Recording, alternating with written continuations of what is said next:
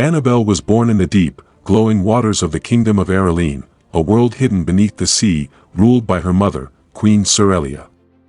As the queen's only child, Annabelle was next in line to the throne.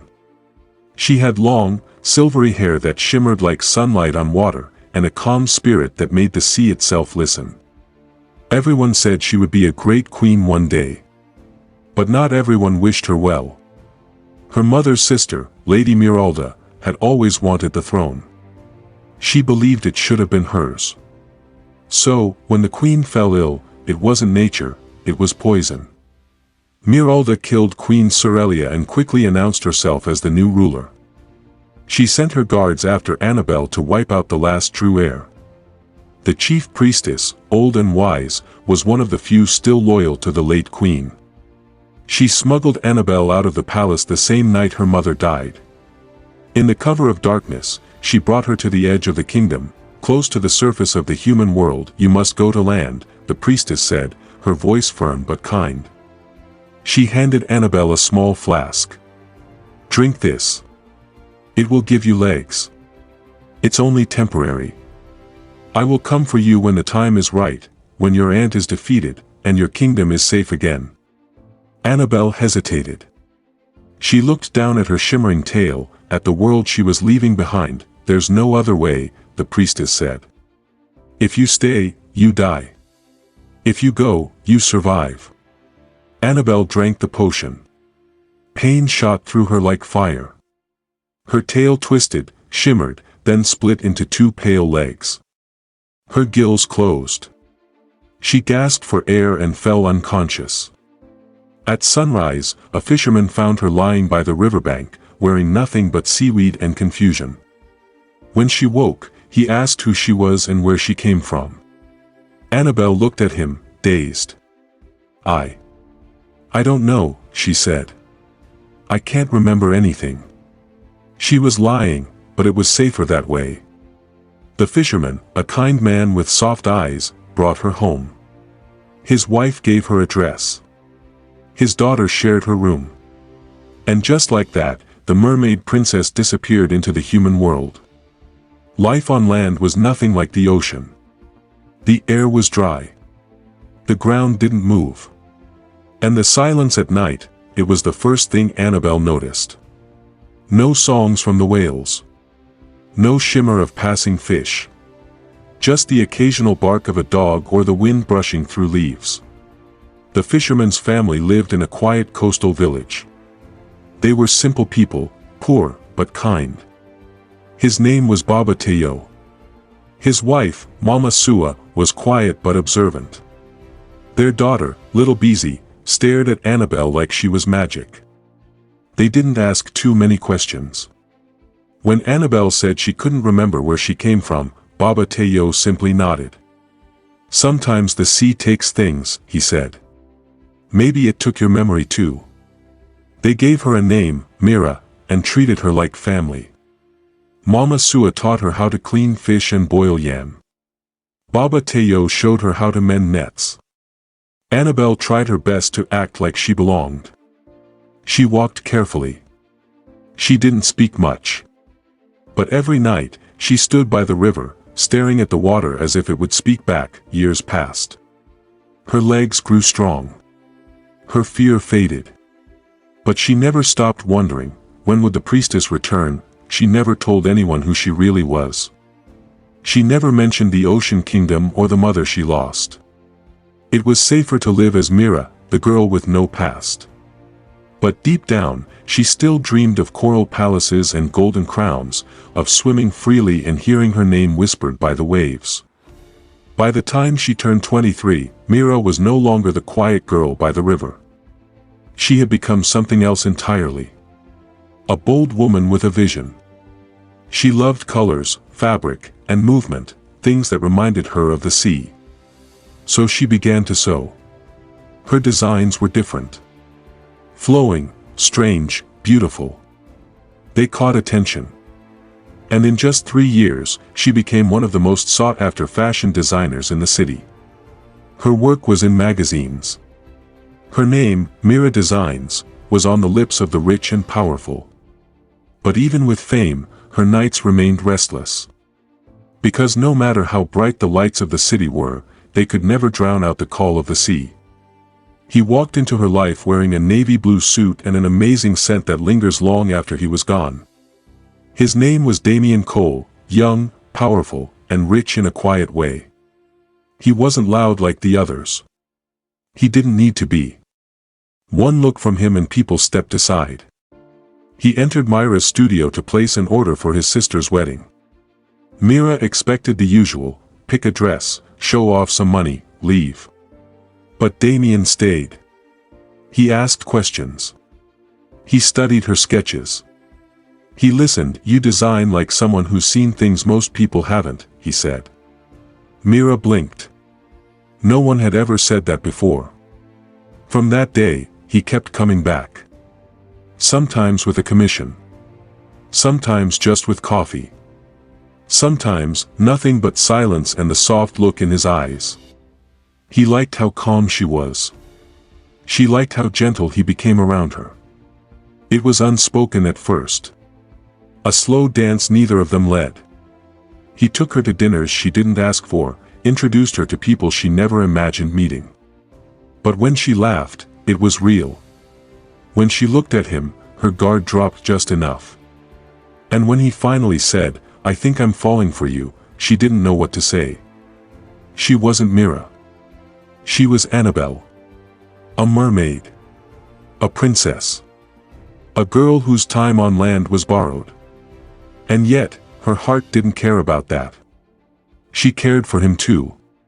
But love, as sweet as it felt, came with danger. That night, as she lay in bed staring at the ceiling, she heard it again, the sound of water lapping against her window. Not rain. Not wind. A voice, soft. Echoing. Familiar: "Annabelle. Annabelle." She ran to the window. The river glowed faintly, a shimmer that no one else would notice. The time was near. She could feel it. But she didn't tell Damien. She just smiled the next morning when he brought her tea, and let him believe she was someone she was not. Because she wasn't ready to lose him. Not yet. It began with a ripple in the river. Then a storm that came without warning. The sky darkened, but only above Myra's house. Rain pounded the roof while the rest of the city stayed dry. She stood by the window, heart pounding, feeling it deep in her bones. She knew. The priestess had returned. That night, long after the rain had stopped, Mira walked alone to the riverbank. The water was calm now, glowing faintly under the moon. Then, rising from the surface without a splash, came a figure wrapped in a robe of dark seaweed and shining pearls: Annabelle. The voice was exactly as she remembered, strong, steady, filled with ocean magic. It was Nyra, the chief priestess. Her eyes were glowing silver, her hair flowing as if still underwater. Mira, Annabelle, took a shaky breath. "It's really you." Nyra nodded. "The time has come. Your wicked aunt has been defeated. The people have risen. Miralda has been imprisoned. The throne is yours again." Annabelle stepped back, her heart twisting. "Come," Nyra said, holding out her hand. "The ocean waits. Your people sing your name. Your kingdom needs you." But the name Mira pulled at her too. Mira had a life here.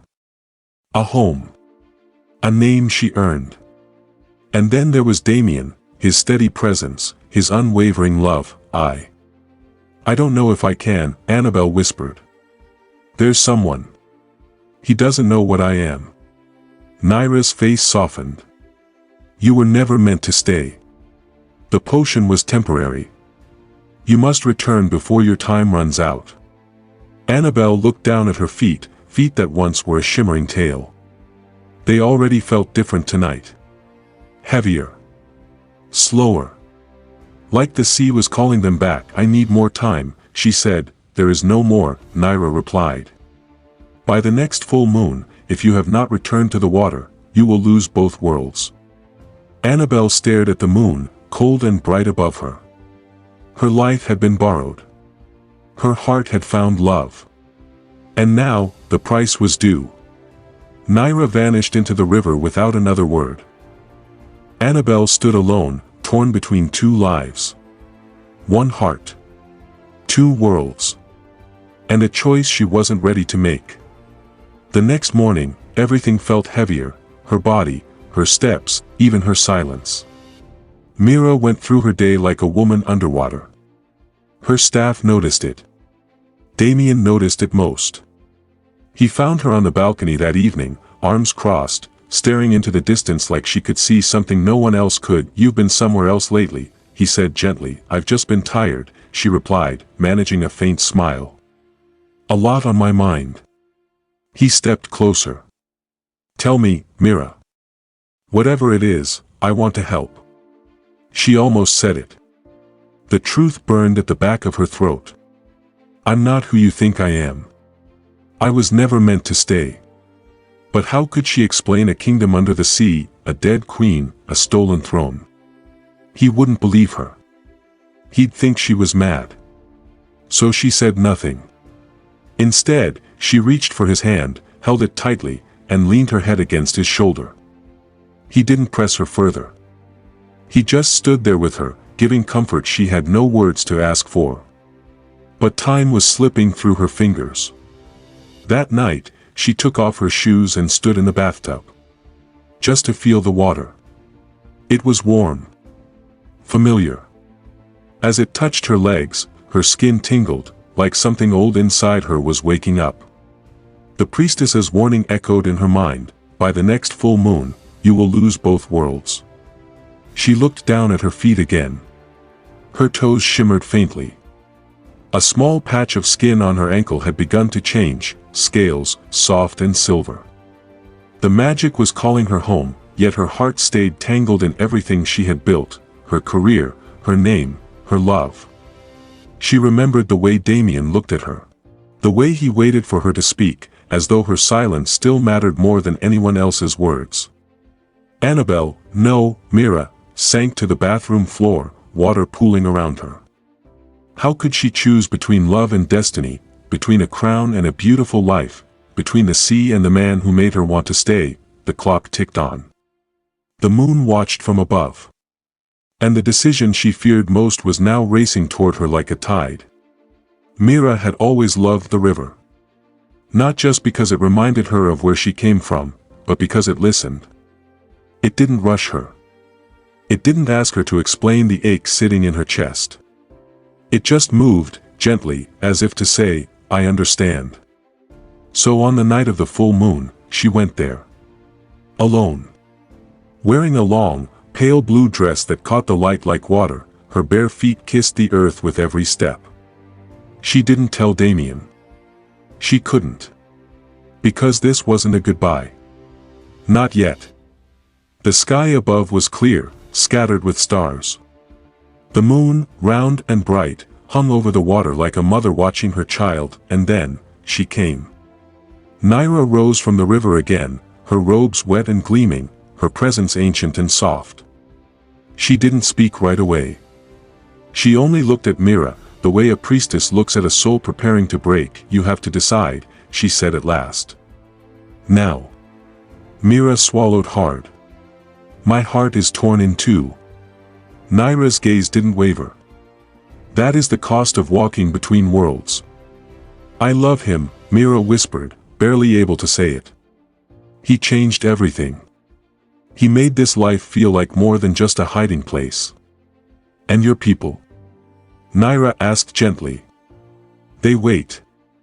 They believe in you. They need their queen."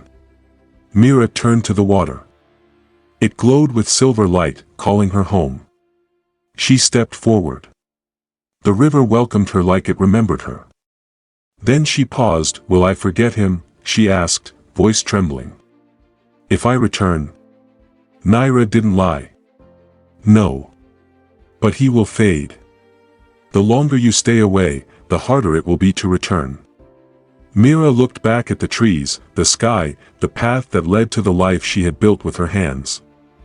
Then she looked down at the river. It shimmered. It whispered, "It choose." A single tear slipped down her cheek as she took one step into the water, then stopped, because behind her, a voice broke the silence. "Mira." She turned. Damien. Standing at the edge of the trees. Confused. Breathless. Eyes wide with something between fear and love. She froze, the river behind her. The man she loved in front of her. Nyra watching in silence, the moon waiting above. And time, running out. "Mira."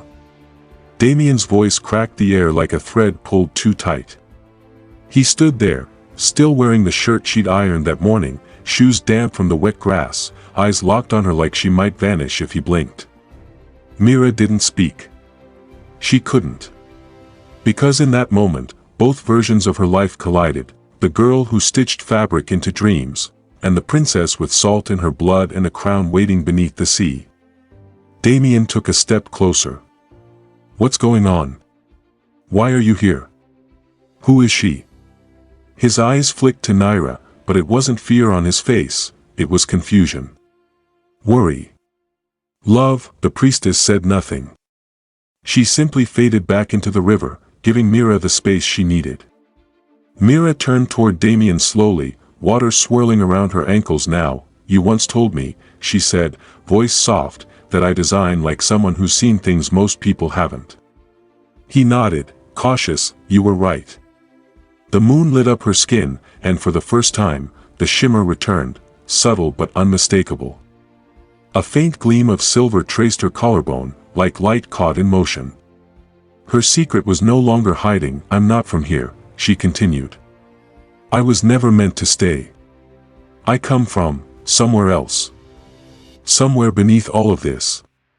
A place with rules. A throne.